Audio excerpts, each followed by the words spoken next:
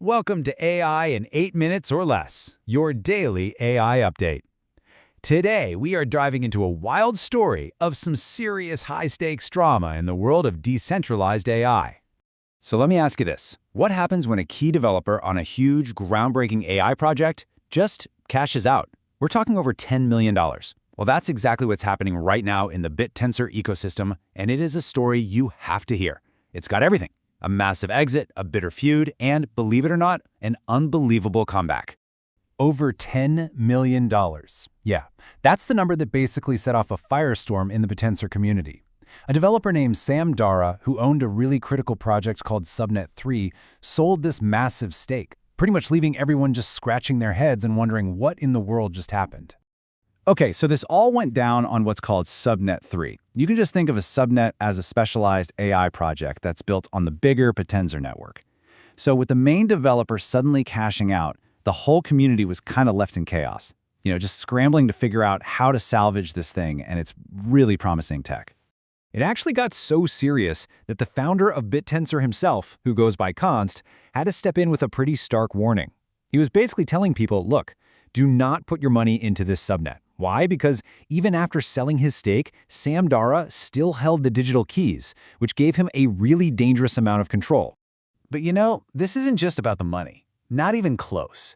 The real drama is in the feud between the two main developers here, and according to Bittensor's founder, this was a deep, personal betrayal that goes right to the very core of the project's innovation. In like a series of explosive public messages, Const just laid it all out. He claims he was the one who actually innovated everything behind Subnet 3. He's alleging he handed over the whole thing, the code, the network solutions. He even came up with the project's name. And the list of what he says he contributed is just staggering. He says he bought the subnet slots, recruited the team, even came up with the website design concept. The picture he paints is of a complete project, basically handed over on a silver platter only for him to get betrayed. And Const isn't the only one saying this. Other key developers in the community are now using words like fraud and fraudster to describe Sam Dara. It is a pretty shocking turn for a developer who, not too long ago, was seen as a real leader in this space. But, and this is the crazy part, here's where the story takes a massive turn. The technology at the center of this whole mess, it didn't die. No, it was reborn, and it's coming back bigger and way, way faster than before. The project now has a new name, Tutonic, and it's being led directly by Const and his core team. They're basically taking back the reins to see this project's original, super ambitious vision all the way through. So what's the big upgrade here? Well, the old way, Templar, was kind of like a one-size-fits-all thing, forcing everyone to use the same hardware.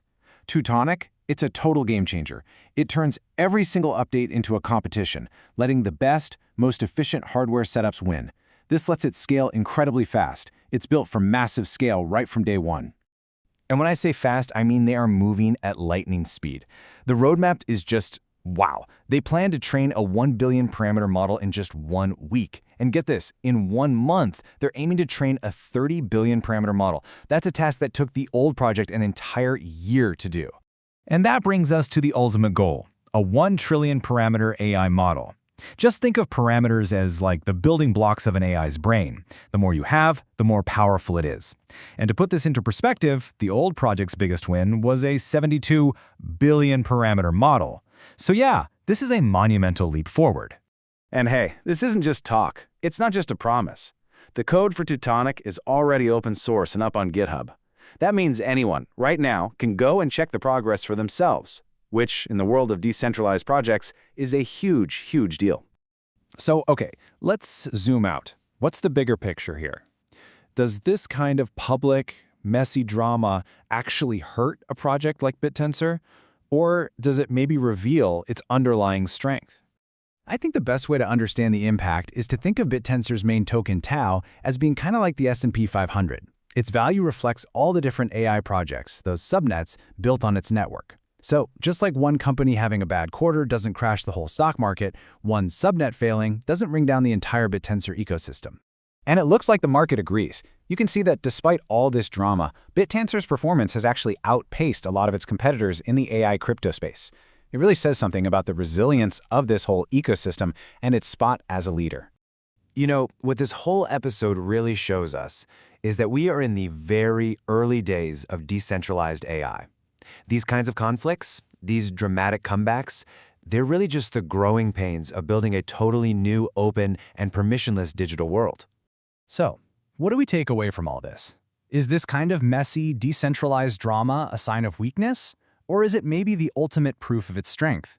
The fact that a project can be betrayed, abandoned, and then just reborn stronger than ever by the community itself.